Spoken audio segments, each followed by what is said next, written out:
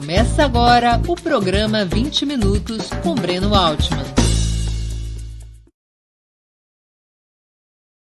Bom dia, hoje é 9 de fevereiro de 2022. Eu não sou o Breno Altman, eu sou Haroldo Cerávulo Cereza, diretor de redação de Opera Mundi. Estamos começando agora mais um programa 20 Minutos, hoje sem o Breno. Nossa entrevistada será a deputada federal Natália Bonavides, filiada ao Partido dos Trabalhadores. Ela foi eleita pelo Rio Grande do Norte, depois de ter sido vereadora em Natal, capital do estado. Advogada, feminista e ativista dos direitos humanos, ela tem 33 anos e é uma das mais prestigiadas parlamentares de seu partido. Antes de começarmos a entrevista, eu queria pedir um pouco de paciência a vocês e fazer um pedido especial.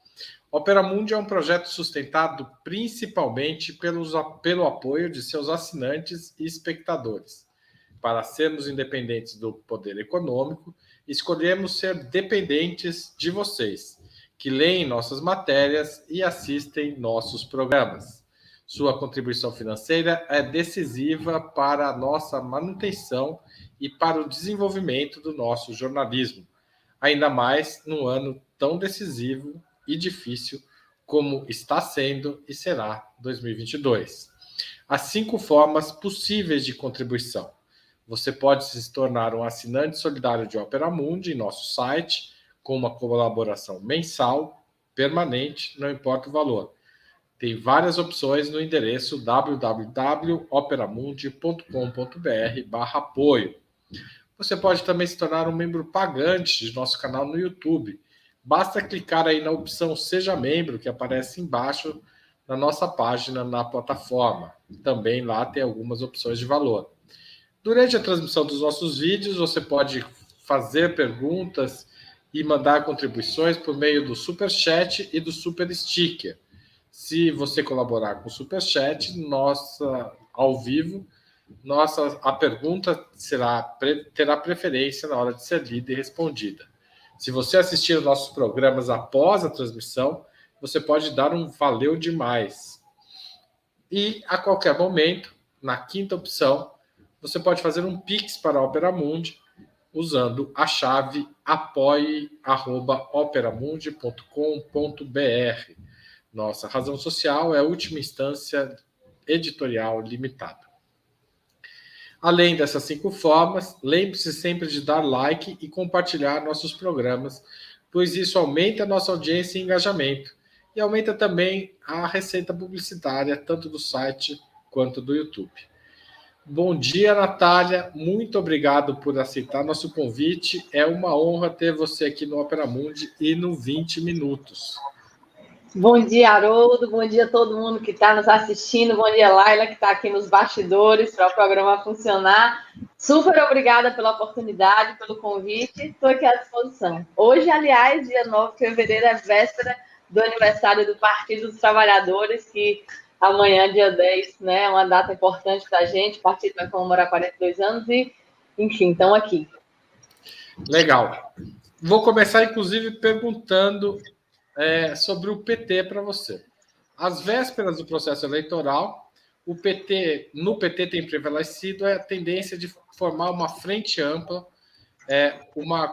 para constituir uma coalizão na chapa presidencial que reúna, além das forças de esquerda e centro-esquerda, partidos e lideranças da centro-direita. Nessa lógica, o tucano Geraldo Alckmin, ex-tucano agora, aparece como provável candidato a vice-presidente na fórmula a ser liderada por Lula. Qual é a sua opinião sobre essa possibilidade? Bom, Haroldo, eu acho que esse é um tema que está todo mundo falando, né? Todo mundo querendo ouvir. E em muitos estados, esse debate, aqui mesmo no Rio Grande do Norte, esse debate tem uma dimensão local, de acordo com quais alianças locais serão também formadas. Então, acho que é um debate fundamental de ser feito, porque eu acho que as alianças que a gente constrói no período eleitoral, elas, no mínimo, sinalizam qual é o programa que a gente quer apresentar para a população. Acho que são vários os efeitos, quando a gente compõe uma aliança, os efeitos eleitorais, os impactos no número mesmo da votação, os efeitos pós-eleitorais, ou seja, se essa aliança vai ajudar ou não vai ajudar na governabilidade. E hoje a gente tem dentro do Partido dos Trabalhadores, acho que isso é, inclusive, informação já pública, na verdade, uma divergência sobre essa tática que está sendo debatida, né, sobre a possibilidade de um nome como Alckmin, que é um político de direita, né, que em toda a sua trajetória, em toda a sua história, tem apoiado uma política econômica neoliberal, e não é a troca de um partido, de uma sigla, que faz com que isso se altere. É só ver as declarações recentes dele a favor da reforma trabalhista. Eu acho que isso nos faz refletir qual é o impacto disso. Eu diria que quem defende essa aliança diz que teriam duas razões para ela ser defendida, para ela ser positiva, caso concretizada. Uma seriam razões eleitorais, ou seja, que uma aliança com alguém como Alckmin tornaria mais fácil ganhar a eleição, uma frente que ampliasse tanto assim o nosso espectro de aliança tornaria mais fácil derrotar Bolsonaro, e outros que defendem dizem que isso ajudaria na governabilidade, né? Ou seja, que Alckmin como vice seria algo que facilitaria o nosso trâmite junto a setores da burguesia ou setores do Congresso. E aí eu queria aqui dialogar com essas posições, trazendo divergência, na verdade, em relação aos dois pontos, né? Primeiro, deixar aqui nítido que, embora a gente tenha avaliações parecidas no sentido de que a nossa tarefa primordial nesse ano é derrotar o bolsonarismo, é vencer as eleições, é não permitir que uma figura como Bolsonaro se reeleja, nós temos tirado conclusões divergentes a partir disso, né? Então, eu trato aqui, primeiro, sobre essa questão eleitoral. Eu acredito que uma aliança com Alckmin, na verdade, venha a atrapalhar, né, um desempenho eleitoral, no caso. Porque política não é uma matemática exata, né? Não é uma soma automática de fatores. Se assim fosse, aliás, quem teria ido para o segundo turno nas eleições de 2018 seria Alckmin, não Bolsonaro, né? Se bastasse juntar ali um aglomerado de personalidades políticas e de siglas para isso significar necessariamente que essa junção é positiva para ganhar mais votos, né? Então, eu discordo que seja essa matemática exata. Eu acho que quando Alckmin vem para a chapa, isso dificulta a comunicação com o nosso eleitorado de que nós estamos indo para defender um programa que desfaça todos esses crimes que estão sendo cometidos contra o povo brasileiro, né? A gente precisa, o próprio presidente Lula sempre repete, fazer um governo que seja ainda melhor do que os anteriores, né? Que é isso que o povo brasileiro precisa agora. E não vai ter como fazer isso mantendo uma série de políticas que foram postas desde o golpe contra a presidenta Dilma, o governo do golpista Temer, o governo do neofascista Bolsonaro. Não tem como fazer isso, um governo melhor do que os anteriores, se a gente mantém as políticas que estão sendo implantadas agora. Então, acho que o mínimo que deve ser observado numa aliança é se juntar com quem tem esse programa em comum, se juntar com quem tope defender junto a nós no palanque, dizer para o povo brasileiro que a gente está disposto a reverter os crimes que foram cometidos, como o teto dos gastos, que é uma atrocidade contra o povo brasileiro, e que a gente se compromete com a agenda política que traga crescimento econômico com desenvolvimento social, que bote na pauta o fim da fome, que bote na pauta o fortalecimento da educação pública. E acho que se a gente vai com uma personalidade como o Alckmin, fica muito difícil de passar essa mensagem. A gente não tem o direito de subestimar uma figura como o Bolsonaro, que na outra eleição foi capaz de sair como o candidato antissistema, e a gente não tem o direito de permitir que ele possa usar desse discurso de novo agora. Aliás, eu ia te fazer essa pergunta. Você acha que o Bolsonaro pode conseguir, caso essa aliança prevaleça, ser, paradoxalmente, o presidente de um governo como o dele e ser o candidato antissistema? Ele pode fazer essa combinação? Eu acho que é nítido que eles vão buscar isso, né? Só ver quais são as reações de Bolsonaro, por exemplo, às decisões do STF, né? Descumprir uma ordem sobre ele do STF, falar dessas instituições como quem tem total desprezo, como quem finge não se submeter, ao mesmo tempo em que por trás, nem tão por trás assim, faz o tipo de aliança que está sendo feita com o Centrão, né? Baseada no orçamento secreto que sequer permite à sociedade civil fazer uma fiscalização de quais tipos de acordos estão sendo feitos. Então, eu acho sim que é um caminho que o Bolsonaro vai buscar novamente, né? Esse caminho de tentar se mostrar antissistema. E ele tem feito esses enfrentamentos ideológicos e políticos cotidianamente, né? Ele realmente busca se colocar para a sua base dessa forma. E acho que é muito negativo se a gente trouxer qualquer mensagem que o ajude, né? Nesse sentido. E o segundo aspecto, Haroldo, também vai até para a gente pular para a próxima pergunta, mas acabei me detendo um pouco nessa, porque eu sei que é algo que todo o nosso, né, os nossos campos políticos de esquerda, de centro-esquerda estão trazendo essa preocupação, por isso achei importante analisar esses aspectos. Falei agora do aspecto eleitoral, que não acho que Alckmin seja uma pessoa que agregue, inclusive é só ver o desempenho dele em 2018, mas agora também sobre o aspecto da governabilidade, né? E é um dos temas que, pelo título da live, eu vi que a gente vai debater um pouco hoje, né? Uma das coisas que a gente tem que ter em mente é quais são as lições que nós temos que tirar, né, desses últimos anos, do que aconteceu desde 2016, do que representou o golpe contra a presidenta Dilma, a prisão de Lula, a interdição da candidatura de Lula. E acho que a principal mensagem nesse sentido é que a elite brasileira, como, aliás, sempre na história do Brasil, mas com essas lições muito recentes, que devem estar muito frescas na nossa memória, a elite brasileira nunca hesitou de jogar a democracia na lata do lixo, se fosse isso necessário para bancar o seu programa, né? A gente tem uma elite que não tem nenhum limite, não existe legalidade, constitucionalidade, nenhum zelo democrático que faça com que elas tenham qualquer limite nessa disputa política. E é diante disso que eu acho que é muito importante que a gente tenha um vice que seja alinhado com o programa. Meu Deus, gente, minha gata literalmente aqui invadiu a tela e o pior é que ela está aqui na mesa, né? Não está querendo concorrer. Natália, eu vou aproveitar essa invasão da sua gata para te perguntar. Depois a gente volta esse tema, a gente vai voltar a ele algumas vezes.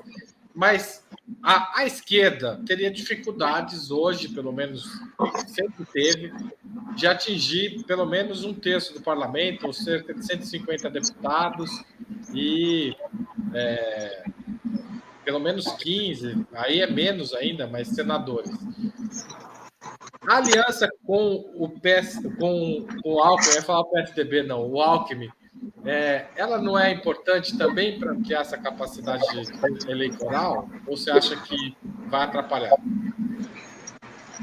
Isso dialoga justamente com o que a gente estava debatendo antes, né? Porque trata não só da questão eleitoral, mas também da questão da governabilidade. E aí o que eu vinha dizendo era que eu acho até contraditório que a gente se proponha a colocar um vice que, além de ter pretensões presidenciais, é muito mais palatável para o mercado financeiro, né? E para o mercado, para a elite econômica do Brasil em geral. Acho que a gente precisa ter um vice que, caso qualquer coisa aconteça, possa aplicar o programa que a gente tem defendido. E sobre esses debates que estão sendo postos, né, inclusive não só de coligação, mas até mesmo de federação, que é algo muito mais sério, né, muito mais perene, que ultrapassa aí o âmbito eleitoral, eu acho que ela tem que ser pensada justamente nesse sentido que você falou, das dificuldades que historicamente temos tido de eleger parlamentares, mesmo quando nós presidimos o país, muitas vezes isso não teve uma correspondência com o percentual de parlamentares eleitos seguindo a mesma linha política. Aliás, então, o PT vai perdendo deputados ao longo dos governos Lula e Dilma. E isso que você adiciona agora mostra a importância da gente aproveitar esse momento político, aproveitar a força com que Lula vem, aproveitar o que as pesquisas indicam, que a gente sente na rua, que é um desejo do retorno do programa que vinha sendo antes, mesmo que com todas as limitações, vinha sendo antes construído num caminho completamente contrário ao que a gente vive hoje, e que essa força seja usada também para fortalecer esses setores do Congresso. Né? Afinal, a gente sabe que vai ser necessário travar muitos embates dentro do Congresso para desfazer o que está sendo feito agora, para avançar, para trazer as reformas estruturantes que vão ser fundamentais se a gente quiser mesmo mudar a vida do nosso povo de forma perene, né? Que a gente viu que houve muitas limitações, tem muita coisa sendo desfeita nesse momento. Então, Eu acho que é um caminho para o debate de alianças, de federação agora, é esse, como fazer essa força de Lula, a força que se há demonstrado o desejo de um retorno ao que acontecia antes nos governos do PT, em contraposição ao que acontece agora, e aproveitar essa força para que a gente fortaleça também o parlamento, a eleição de bancadas muito maiores, para que a gente possa, no Congresso, também aprovar coisas importantes. Mas eu vou insistir um pouco nesse ponto, fazer um pouco o papel de advogado diabo aqui, que é o seguinte, mas não vai precisar de uma frente ampla para governar? Não é melhor montar ela na eleição antes? O governo Lula se sustenta, tem estabilidade sem a frente ampla? Olha, a frente ampla significa o quê? Significa trazer uma aliança com uma diversidade tão grande de partidos que a gente tenha que abrir mão de apresentar o programa que é necessário ser aplicado, porque se sim, será que isso é vantajoso eleitoralmente? É necessariamente mais fácil ganhar com frente ampla ou isso acaba confundindo qual é a proposta que a gente tem para o país? Eu acho que essa é uma das principais divergências sobre frente ampla, que isso que isso seja uma matemática exata, que baste juntar as siglas, que isso vai fazer com que o povo vote na gente. Eu repito, se fosse uma questão de matemática, de somar siglas, tinha sido Alckmin e não Bolsonaro, que tinha ido para o segundo turno em 2018. A maior prova de que não é essa matemática exata pode ser esse exemplo muito recente, né? E o que vai ser necessário nessa campanha? É que as pessoas tenham consciência do vínculo que existe entre as condições atuais de vida com o que tem sido feito desde o governo Temer e também com esse governo, e que é um programa diferente que vai possibilitar mudar isso. Isso parece que está acontecendo, esse link, essa relação parece que está acontecendo. Se a gente vê não só as pesquisas de rejeição significativa ao governo Bolsonaro, mas de apoio significativo à candidatura de Lula, nos parece que as pessoas querem essa alteração do programa. Aí a gente não vai oferecer isso a elas na campanha. O mais fácil vai ser ganhar a eleição não defendendo o que está posto, que é o que está sendo a demanda da população. Será realmente mais fácil ganhar uma eleição estando junto de quem, por exemplo, é contra a revogação da reforma trabalhista? Isso vai fazer, eu não assim, essa lógica matemática, como se existisse na política, não faz muito sentido, porque, na verdade... Vamos considerar que não teve a frente ampla e o Lula ganhou. Como garantir estabilidade para o governo Lula sem uma bancada grande o suficiente para isso? A primeira parte é prévia, né? Que é o que eu falei de a gente usar esse potencial e essa força de Lula para aumentar as nossas bancadas e não se resignar que o que está posto é que o Centrão vai ter o tamanho que tem hoje e pronto, que não há o que a gente possa fazer a respeito. E o debate sobre isso ele está posto agora, justamente no debate sobre as alianças e sobre as federações. Em segundo lugar, é a consciência de quais são as limitações do próprio parlamento burguês no capitalismo, né? Por que eu estou dizendo isso? Por que eu estou ampliando aqui o debate? Porque a governabilidade ela não tem como ser construída simplesmente fazendo alianças que, para existirem, anulam uma parte significativa do nosso programa. Isso é governabilidade? Porque quando eu falo em governabilidade, eu estou falando aqui em como permitir a aplicação do nosso programa. E alguns tipos de aliança, na verdade, elas requerem abrir mão de uma parte significativa do programa. Então, a gente tem muitas tarefas que vão para além de qual vai ser a composição de aliança. A gente vai ter tarefas, por exemplo, trazendo esse pressuposto que você traz da vitória de Lula, a gente vai ter tarefas, por exemplo, de como os partidos vão ter um papel fundamental em garantir que haja um fomento à mobilização de massas, em como a gente vai fortalecer as organizações como os sindicatos, como os movimentos sociais, em como a gente vai, através do próprio governo, trazer mecanismos de participação popular, trazer debates que sejam fundamentais, que também incentivem essa mobilização, porque, convenhamos, se a gente depender só do Congresso, não vamos ter aplicação desse programa. Muitas vezes se fala, essa pergunta, né, que você traz é uma pergunta muito importante, e muitas vezes esse é o caminho sempre seguido para justificar algumas alianças que se para a gente aprovar coisas no Congresso a gente precisa de maioria, então vamos fazer as alianças e assim a gente vai aprovar nossas coisas. Mas é assim que funciona na prática? É só a gente se aliar com os partidos que o nosso programa passa, ou, na verdade, a gente tira pontos dele para que essas alianças ocorram? Tem o caminho inverso também, e a história já mostra que não existe como essa governabilidade acontecer só se baseando nessas alianças, né? Se fosse assim, quantas coisas não teriam acontecido? Como é que em 2016 o PT não estava dialogando com partidos no Congresso? Não existia alianças postas com, inclusive, setores que hoje seguem sendo do Centrão, e o resto que é necessário da governabilidade? E o debate da população, e a mobilização popular, e a defesa de um programa que seja popular, não estou falando populista, mas popular, que defenda os direitos da classe trabalhadora, que faça com que as pessoas defendam essas pautas, que muitas vezes, sem defesa do lado de fora, não adianta aliança nenhuma que a gente faça, elas não vão passar. Eu vou dar um exemplo muito concreto do que aconteceu agora na pandemia. As coisas que foram aprovadas, que tiveram algum benefício para o povo, foram só aquelas coisas em torno das quais teve mobilização popular e teve pressão no Congresso. O auxílio emergencial, a Lei Aldir Blanc de auxílio à cultura, o Fundeb, que é aquele fundo da educação básica, o Fundeb permanente, se esses temas não tivessem tido pressão popular, que governabilidade ia ter alterado o resultado da votação lá? Porque hoje é Bolsonaro. Se fosse por ele e essas alianças feitas no Congresso, esses temas sequer teriam passado. Mas passaram, apesar da aliança de Bolsonaro com o Centrão, passaram apesar disso, porque teve pressão externa a respeito. Então, não dá para a gente se resignar de que governabilidade se garante só com aliança institucional, porque isso já se demonstrou falho antes, isso já se demonstrou limitado antes. São várias tarefas que a gente tem para cumprir para garantir governabilidade, não simplesmente dar siglas como se não existisse um mundo exterior ao Congresso. Você acha que PCdoB, PSB e PV podem estar nessa coligação? E o que você acha da ideia que está sendo discutida dentro do PT de formar essa federação?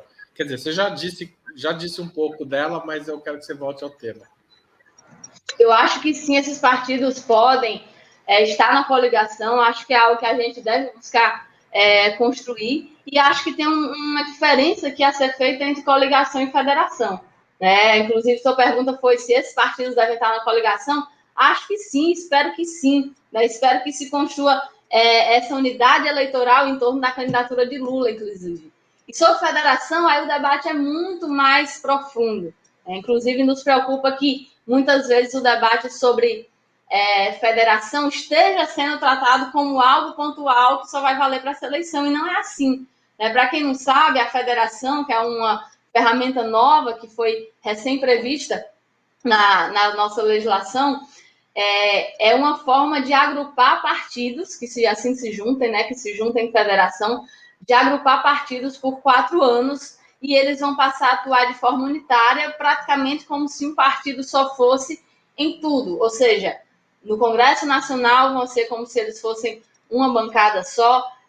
Nas direções, vai haver direção conjunta desses partidos, não só em nível nacional, mas também direções estaduais, direções municipais.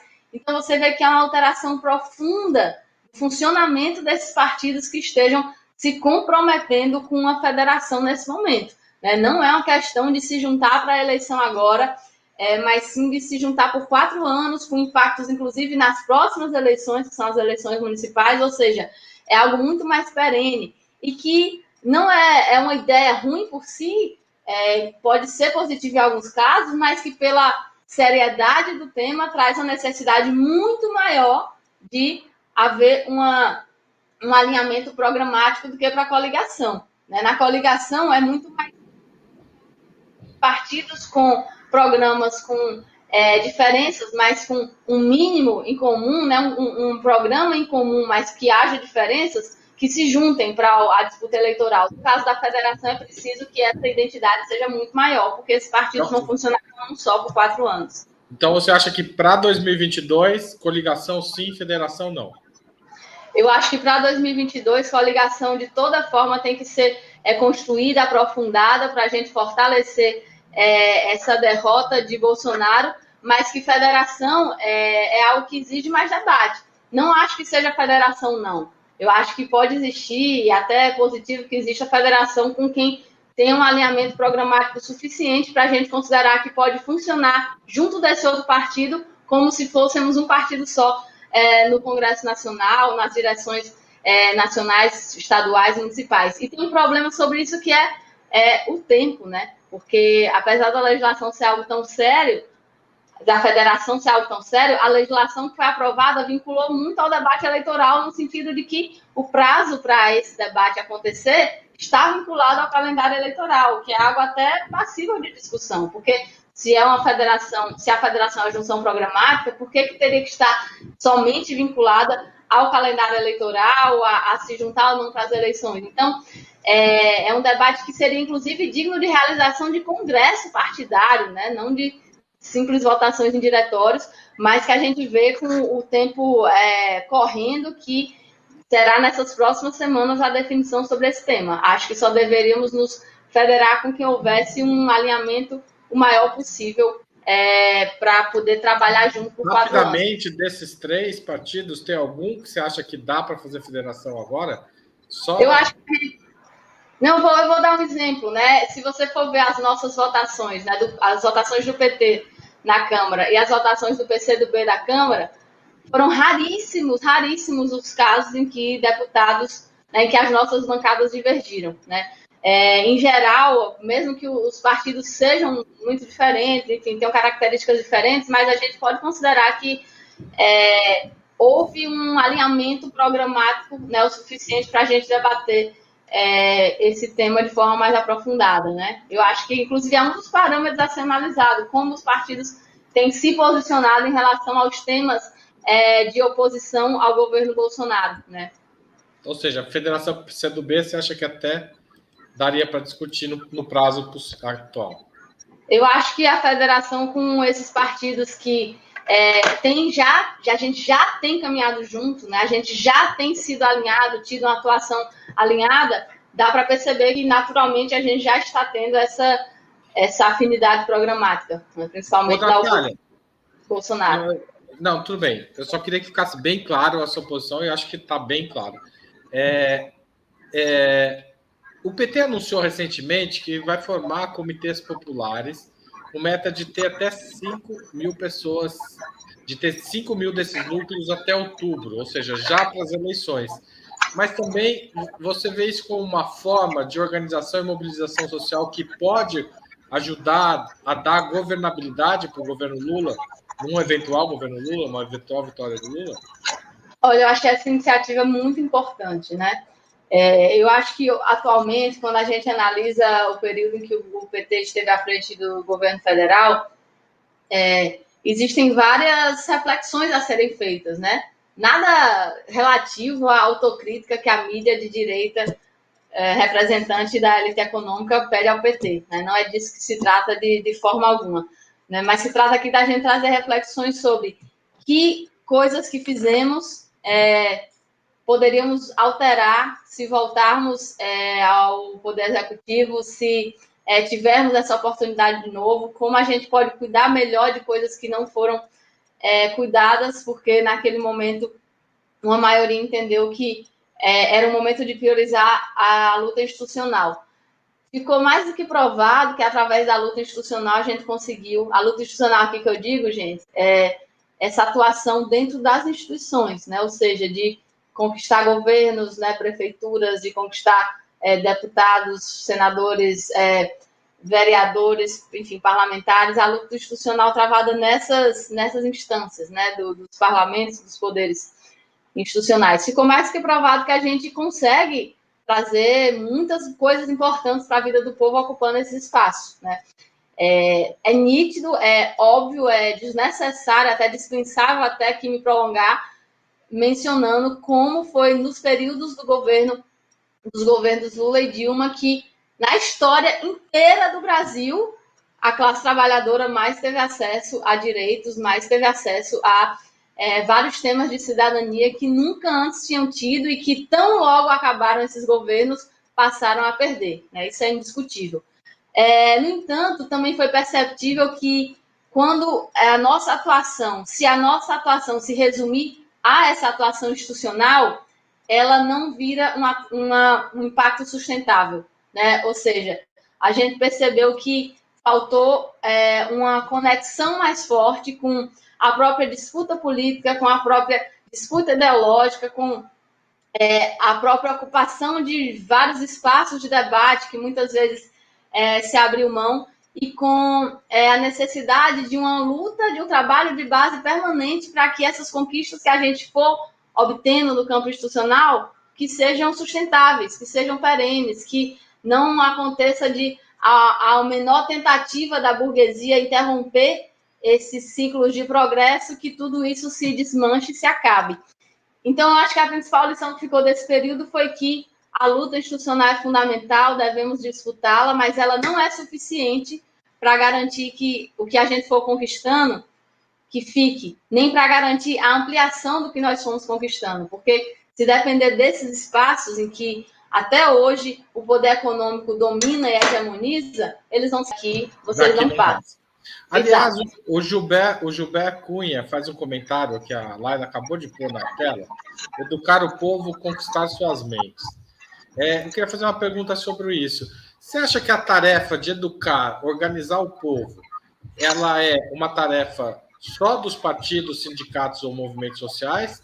Ou um governo de esquerda, o presidente, eventualmente Lula, deve também ocupar a linha de frente nessa iniciativa, como ocorre em outros países, como ocorreu em outros países e ocorre como a Bolívia e a Venezuela?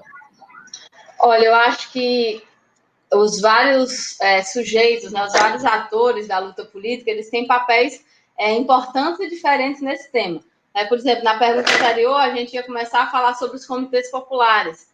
Está sendo vai ser, agora, né, ela está começando, vai ser uma iniciativa fundamental para aumentar a presença de um partido como o PT junto à classe trabalhadora, né, para fazer o debate com esses setores de qual programa que a gente precisa defender para que a classe trabalhadora tenha condições dignas de vida.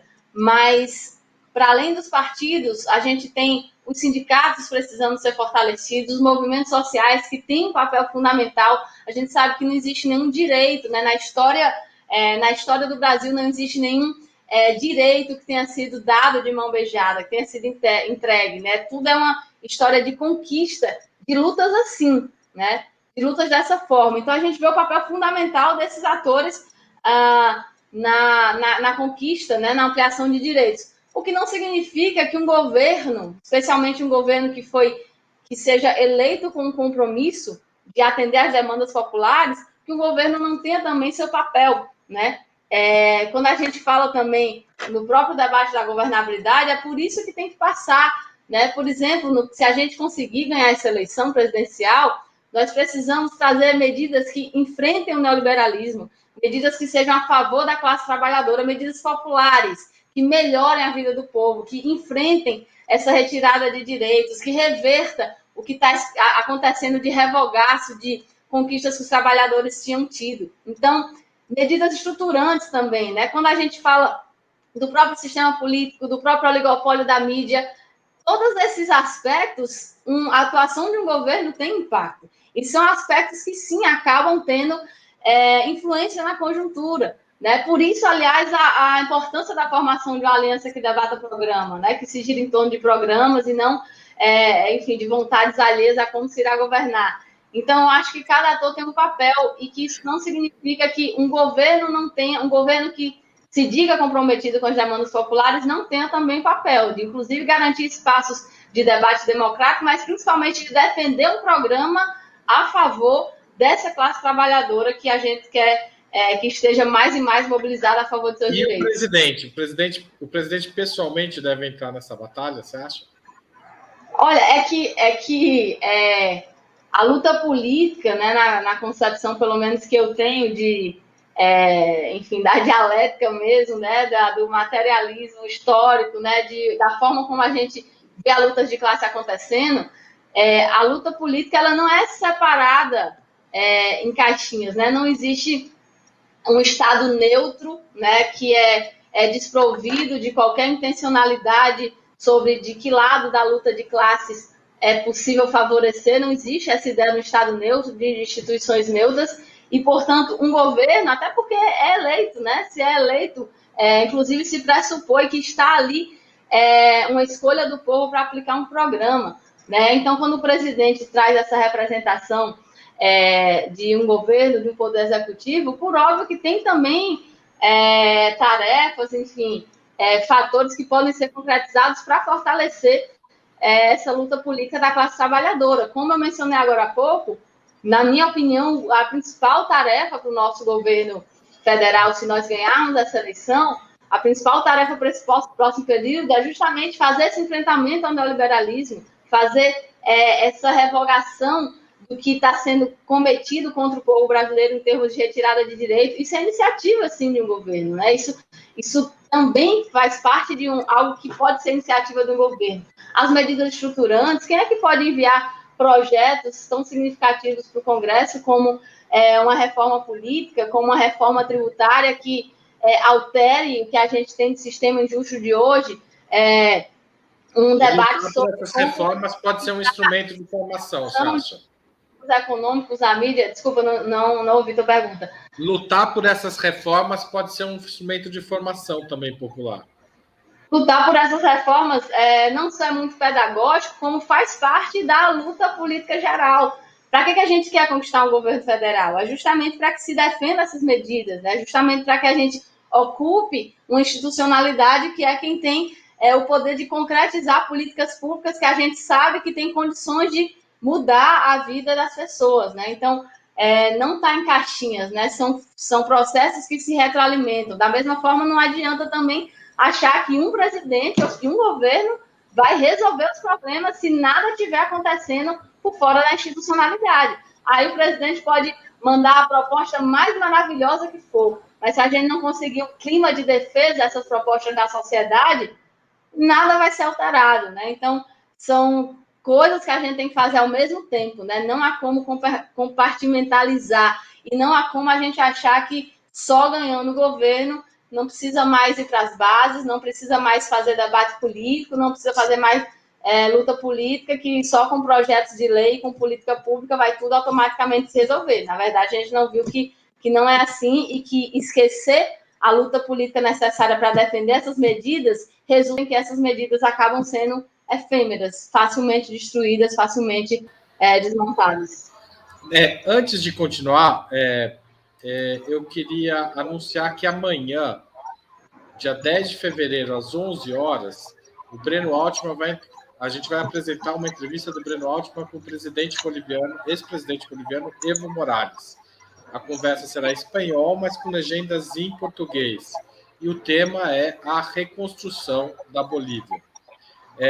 A gente vai o Breno vai abordar, o Breno e o Evo vão abordar a situação do país vizinho 15 meses depois da posse de Luiz Arce, que derrotou eleitoralmente os golpistas que derrubaram o próprio Evo Morales em 2019. Então, na Bolívia, a gente tem uma situação em que as frentes de direita estão apostando novamente na sabotagem, na desestabilização do governo do MAS, o partido do Evo e do Arce. Eu queria também lembrar que quem puder, faça uma contribuição para o nosso jornalismo. A gente sobrevive com o apoio de vocês por meio de vários caminhos. Um deles é a assinatura solidária em www.operamundi.com.br/apoio. Você pode se tornar também um membro pagante do nosso canal no YouTube. Quem quiser fazer superchat, superstick, já teve gente que fez. Agradeço durante o programa também para mandar perguntas. A possibilidade está aí. Quem assistir depois pode fazer o Valeu Demais. E também tem a opção do Pix com a chave apoie@operamundi.com.br. Antes de voltar à nossa conversa, Natália, eu vou pedir para Laila colocar uma foto sua, umas imagens suas aí. Dá para pôr, Laila?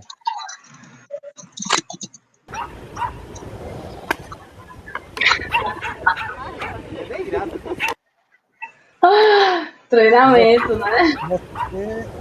Isso é o quê? Kickbox? Qual que é a sua especialidade na luta física, Natália? Essa arte marcial que eu treino é o Sandá, é o boxe chinês, que é a prática esportiva do Kung Fu, digamos assim. E aí, nesse dia, era uma aula de quebramento, que era basicamente isso aí que vocês estão vendo. A gente quebrar uma tábua de madeira com golpes diversos, né? Com a palma, com o antebraço, com o pé. Mas isso não é cinema, não? Não está cerrado antes e você só completa o serviço? Não.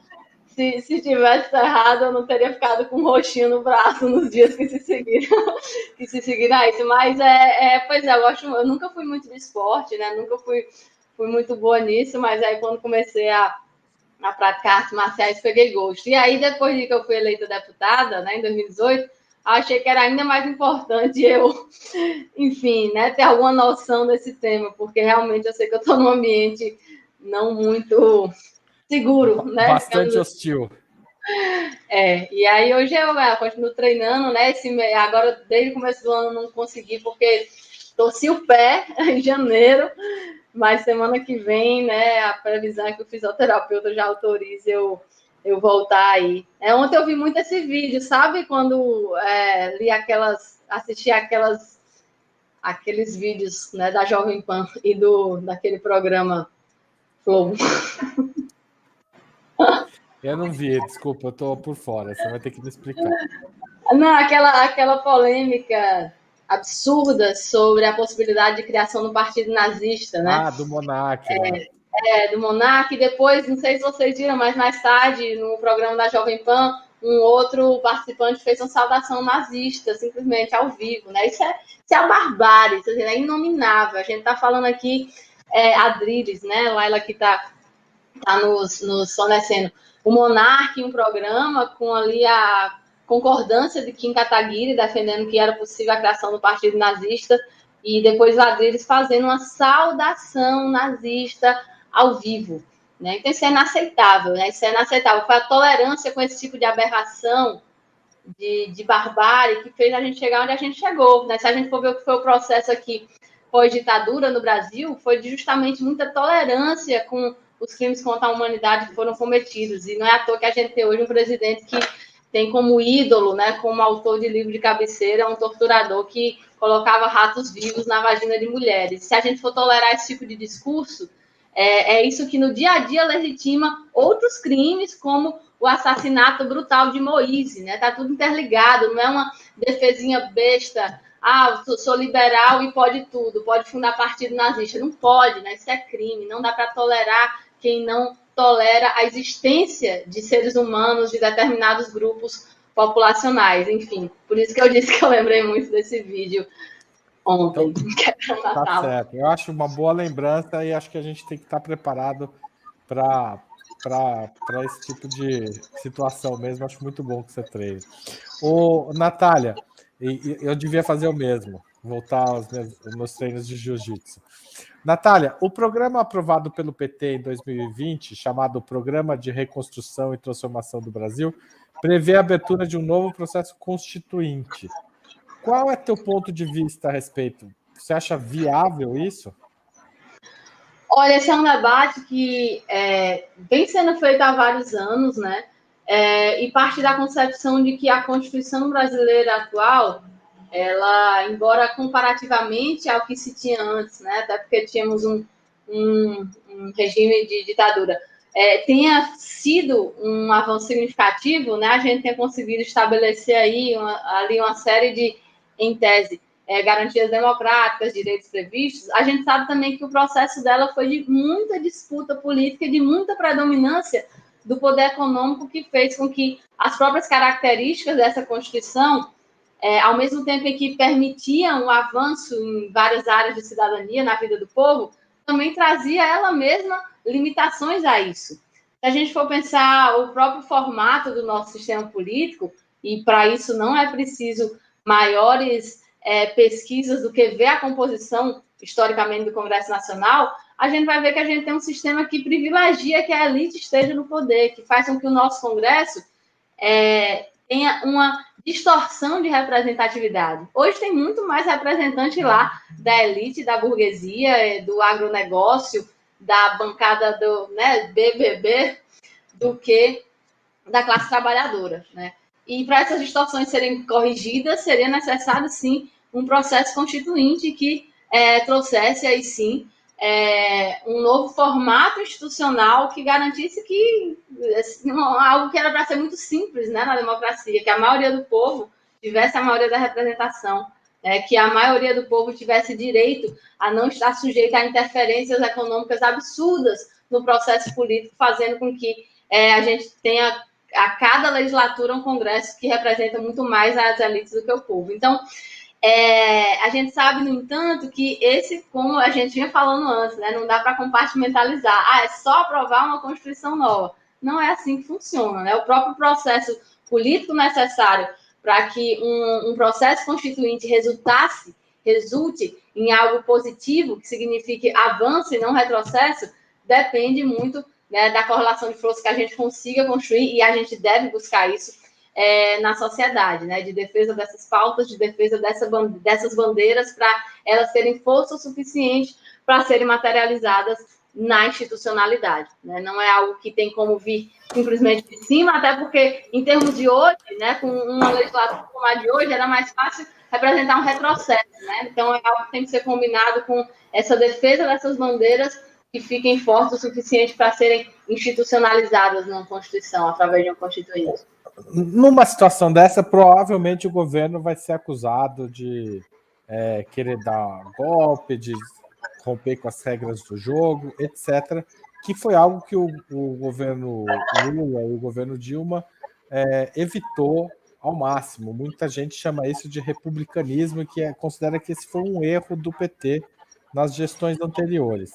Você acha que o PT errou nesse republicanismo, nesse chamado republicanismo, confiando demais no compromisso democrático da burguesia, na crença da neutralidade das instituições, etc., o desprezo pela questão militar, né? Como que você vê essa situação? Essa crítica, para você, é procedente? E como isso é vivido no parlamento por você e dentro do partido? Olha, primeiro eu queria até comentar esse termo, né? Republicanismo, para não... Às vezes, quando as pessoas escutam essa palavra, acham que quem está criticando o republicanismo está criticando, não sei, que haja uma república. Né?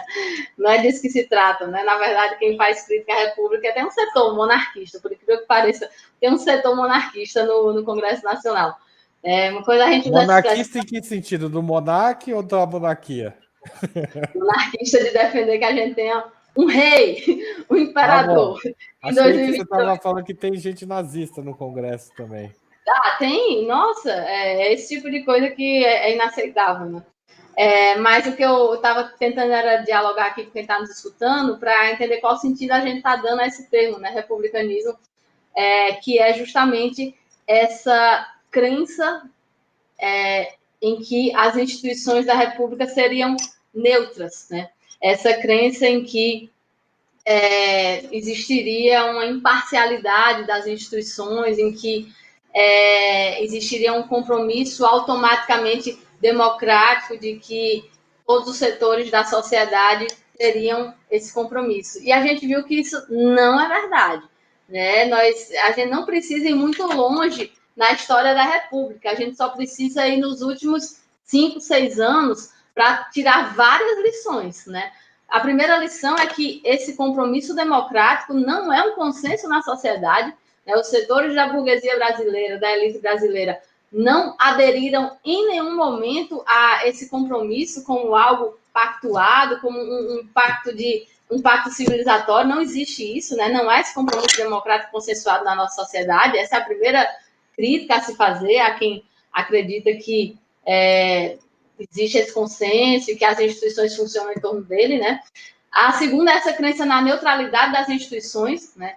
Que é um desprezo, inclusive, pelo processo histórico, porque se a gente sabe que as instituições são compostas de pessoas, se a gente sabe que, inclusive, dentro do capitalismo, as instituições têm características de classe que servem à manutenção de uma série elementos do que a gente chama de status quo, né, do estado das coisas, como achar que as instituições são neutras, né? E, por fim, não tirar a lição disso, né, no sentido de que, depois de tudo que a gente passou, é possível acreditar em que haja uma imparcialidade dessas instituições. Por exemplo, o STF chancelou a interdição da candidatura de Lula, o STF chancelou a prisão de Lula, o STF chancelou o impeachment contra o golpe contra a presidenta Dilma. É possível dizer que há uma neutralidade nessas instituições? É preciso dizer que não há qualquer interesse político que afete as decisões dessas instituições? Não é possível. Da mesma forma, não é possível achar que as instituições como o Ministério Público e outras não são formadas por pessoas, né? Elas não são entregues por uma entidade divina para funcionar de forma automática, como se estivessem descoladas da realidade. Então, talvez essa crença faça muita gente achar que, justamente, é só a gente fazer uma aliança, juntar os partidos, que a gente vai conseguir governar de acordo com toda a normalidade democrática, como se o que tivesse em jogo não fosse uma luta política muito intensa na sociedade, né, da luta de classes mesmo, que não se trata só de ganhar a eleição e aí as instituições vão funcionar normalmente. Não foi só Bolsonaro que trouxe instabilidade democrática, que trouxe a exposição de que essas instituições não são neutras. A gente já vinha vendo isso há muito tempo, né? Não são coisas que é mais possível ignorar. Ô, Natália, mas e dentro da bancada? Como isso é visto? Será que essa posição é dominante na bancada ou não? Não, eu acho que existem visões diversas, né? Níveis diversos, nuances diversas entre como cada setor do partido, mas eu falaria muito mais que do partido, cada setor da esquerda, né, brasileira se relaciona com esse tema. Não acho que é um tema superado. Acho que mesmo depois de tudo que a gente passou, de golpe, de prisão de Lula, de eleição de Bolsonaro, ainda tem gente que acha que Bolsonaro é só um ponto fora da curva e que isso que aconteceu foi só um acidente democrático e que a gente tem uma democracia sólida, popular, que é só a gente ganhar a eleição de novo que vai se normalizar. Eu acho que é um tema em disputa que, inclusive, cabe a quem se coaduna o campo que eu também coaduno, fazer a defesa do sentido oposto, de que a gente tem que estar sempre vigilante com os direitos da classe trabalhadora, de que a gente tem que estar sempre vigilante com o fato de que a classe dominante do país vai estar sempre em conflito com o que quer que signifique o avanço dos direitos da classe trabalhadora. Não tem neutralidade quando a gente tem instituições que são dominadas pela classe dominante, que não é à toa que tem esse nome, né? Eu usei essa redundância para deixar aqui explícito que se a classe dominante tem esse lado, como é que a gente vai achar que é só ganhar a eleição e não fazer nenhuma luta política por fora que a gente vai conseguir fazer progresso para a vida da classe trabalhadora? A Natália tem uma pergunta sobre a eleição que eu queria ter feito, eu devia ter feito antes, mas vou fazer agora. Tem setores da imprensa que dizem que o PT quer esconder a presidenta Dilma por razões eleitorais para evitar o eventual desgaste do governo dela atrapalhe a candidatura Lula. Você acha que isso tem cabimento? Você acha que isso está acontecendo? É verdade? Como é que você vê? Olha, eu acho que... Para viabilizar, inclusive, as alianças com os setores que derrubaram a presidenta, né? Olha, eu acho que é um equívoco, né, trazer em qualquer sentido uma desconstrução da companheira Dilma. Acho que isso não é majoritário, inclusive trouxe críticas a algumas falas, como de Quaquá, que ignoravam, inclusive, a importância histórica da nossa presidenta. Isso não significa não ter críticas a decisões tomadas no mandato dela, né? Mas o que eu acho é que há setores que tentam, talvez até como forma de ignorar quais são as nossas tarefas para o próximo período, há setores que tentam justificar alguns fatos históricos que aconteceram com características de pessoas, né? E isso é absolutamente equivocado e surreal, né? O que aconteceu, por exemplo, no golpe de 2016 se deveu a questões estruturantes, inclusive relativas à crise internacional, a crise econômica internacional, que fez com que a burguesia fosse buscar em cada país seus meios de como vão aumentar na verdade, como vão manter sua taxa de lucros mesmo no momento de crise. E aqui no Brasil esse caminho foi óbvio, né? A gente já sabe o que aconteceu, já viu quais foram os mecanismos utilizados. Foi trocar o governo para poder aplicar o programa, né, a tal da ponte para o futuro, que passou a elite nessa ponte, depois derrubaram a ponte, e nossa população está agora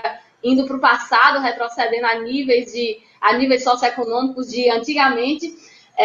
E isso aconteceu por esses fatores estruturantes, não por característica de pessoal B. Então, acho que a gente tem na presidenta Dilma uma figura absolutamente importante, né, histórica. Como dizer que ela não tem importância eleitoral se foi a pessoa que teve a votação que teve nas eleições presidenciais, que também teve milhões de votos depois. 2 vezes eleita presidente. Exato, né? E acho que, inclusive, a gente tem muito a enriquecer, né, nossos debates com a presença dela. Sim. Natália, muita gente falou que vai votar em você em outubro. Você é candidata à reeleição? Sou vou dizer pré-candidato, né? Porque a justiça eleitoral assim exige, mas sim, eu vou ser candidata em outubro, né? A reeleição. Se o povo do Rio Grande do Norte quiser, a gente vai estar mais 4 anos, né? Na Câmara espero que agora não mais fazendo enfrentamento, sendo oposição a um projeto de desmonte, né? Mas agora dando suporte aí ao nosso presidente Lula, que a gente quer muito eleger em outubro, e indo para cima, né, no sentido da defesa dos direitos do nosso povo. A gente precisa muito que tanto do que está sendo feito agora seja desfeito para a gente construir coisas boas, coisas novas. Eu acho que essa é a nossa tarefa. Aliás, você foi eleita no estado que elegeu uma mulher governadora. A única mulher petista, a parte camiseira, sua companheira de partido. Você se imagina candidata em 2026 a governadora? Eu acho que não tem nem cabimento eu responder essa pergunta, né, sem sequer ter sido reeleita deputada, né? Acho que esse é um debate que não está posto, né? Falta bastante tempo, a gente tem tarefas esse ano fundamentais, que é eleger Lula aqui no Rio Grande do Norte, reeleger Fátima, em todo o país, ampliar nossas bancadas. Eu espero fazer parte dela, né, mais uma vez, e agora é isso. Tá certo. Eu sei, a pergunta é uma pergunta difícil mesmo, mas tem que fazer, né?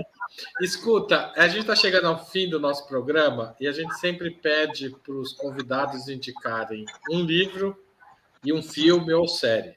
Qual o livro que você leu e gostaria de indicar aos internautas que estão acompanhando a nossa conversa?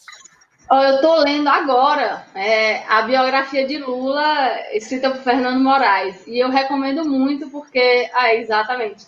Eu recomendo muito porque, primeiro, a gente está falando aí da história da vida da maior liderança da América Latina, né? A maior liderança popular, uma das maiores do mundo. Mas, além disso, é escrita por Fernando Moraes. E quem já leu algum livro, alguma biografia dele, sabe que ele tem essa capacidade fantástica de pegar um fato histórico, né, algo que realmente aconteceu, e transformar num texto muito gostoso de ler. Assim, é emocionante mesmo, né, a forma como ele conta os fatos históricos, né? Então, recomendo. Não terminei ainda, né? Ainda estou no meio dele, mas estou gostando muito. E acho que é uma boa a gente ter essa história aí na ponta da língua. Eu li em 3 dias essa biografia e ela é grande, eu não consegui parar. A hora que eu comecei, parei tudo a minha vida. E a história de Lula, convenhamos, né? É uma história soa até surreal, né? Como é que um nordestino retirante da seca, que era tímido até para vender laranja na rua quando era menino, virou essa liderança extraordinária que é hoje. Então é uma história incrível, desconhecida. E filme? Recomendo a Marighella, porque foi um dos... faz muito tempo que ninguém vai para o cinema, né? Com essa pandemia, e foi o primeiro filme que eu fui ver no cinema. Gostei muito, traz essa figura muito importante para a esquerda, um filme que sofreu muitas tentativas de censura, né, de inviabilização, mas que chegou às telas com uma audiência muito boa, e que acho que traz aí um período... Não é um retrato literal da história, né? Tirando Marighella e uns poucos, os próprios personagens são sínteses ficcionais, mas que trazem muito do período. Enfim, eu gostei do filme, né? Por mais que seja muito diferente da literalidade histórica, eu gostei de assistir e acho que cumpre um papel muito importante de trazer essa figura no momento atual. Série, eu vou ficar devendo, porque eu não tenho assistido muito, né? Como é a vida muito corrida, eu não estou tendo muita facilidade de assistir coisas que requeram essa dedicação maior que tem. Mas eu estava assistindo. Você está no box só. Não estou tendo tempo para maratonar e passo muito tempo esqueço. Eu estava assistindo Dark, que é uma série, acho que é alemã, que fala de viagem no tempo, e eu assisto um pedaço, aí passo tanto tempo sem conseguir continuar a ver, que quando eu vou retomar, já esqueci um pedaço. Tem que voltar os episódios. Então a série eu vou ficar devendo. Talvez depois das eleições, nas próximas férias, eu volte aqui para recomendar um. Natália, eu queria te agradecer muito por teu tempo, por essa conversa tão interessante, por sua simpatia, enfim, a conversa foi ótima. Queria agradecer a todos que também assistiram e compartilharam e deram joinha aí, curtiram essa conversa, as pessoas que contribuíram com o nosso canal ou que são assinantes solidárias do Ópera Mundi. Sem vocês, nosso trabalho não seria possível e nem faria sentido. Então, um abraço para você, Natália, abraço a todos e todas. E, Laila, você acha que a gente consegue terminar essa entrevista com a Natália tocando um violãozinho pra gente? Ai, meu Deus!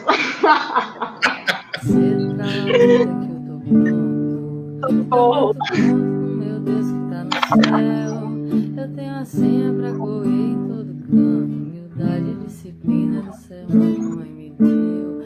Eu tenho a senha, meu cavalo já tá pronto em cima da sala. Eu mostro que eu mereço meu trabalho. Tchau, Natália, obrigado. Desculpem o desafio, é música de João Gomes. Gente, obrigada pelo convite, foi uma honra estar aqui com vocês, obrigada pela oportunidade. Quem não nos segue, meu Instagram é Natália Bonavides, o Twitter Nath Bonavides, o Facebook Natália Bonavides, Natália não tem H. E quem ainda não se inscreveu aqui no canal, que está assistindo a gente, se inscreve, ativa o sininho, colabora aí para a gente fortalecer esses veículos de comunicação que têm cumprido um papel tão fundamental em tempos de fake news dominando a nossa sociedade. Obrigada, um beijo, bom resto de semana para vocês. Vida longa a partir dos trabalhadores que aniversaria amanhã. Um cheiro. Tchau, tchau. Parabéns para os petistas e petistas. É isso, gente. Muito obrigado. Amanhã, Breno entrevista Evo Morales. E siga a nossa programação no Ópera Mundi, 20 minutos com Breno Altman, Roda Mundo às segundas-feiras, Troika às terças e até mais. Muito obrigado, compartilhe, apoie a Ópera Mundi e também visite nosso site www.operamundi.com.br. Tchau, tchau.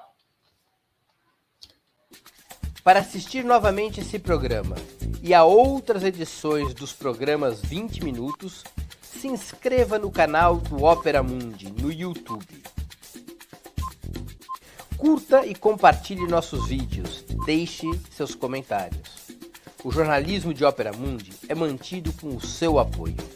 Faça uma assinatura solidária em www.operamundi.com.br. Com um pequeno valor mensal, você nos ajuda no desenvolvimento de um jornalismo independente e de qualidade.